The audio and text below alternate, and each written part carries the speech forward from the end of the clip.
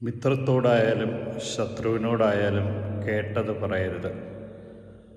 പാപം ആവുകയില്ലെങ്കിൽ നീ അത് വെളിപ്പെടുത്തരുതെന്ന പ്രഭാഷകൻ്റെ പുസ്തകം 19-ാം അധ്യായം 8-ാമത്തെ വാക്യത്തിൽ അരുൾ ചെയ്യുന്നു.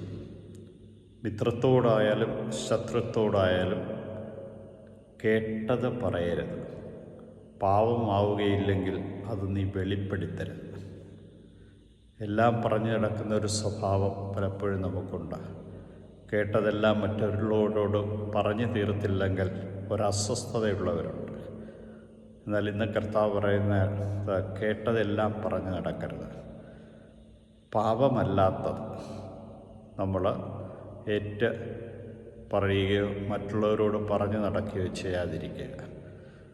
പാപമാകുന്നത് നമുക്ക്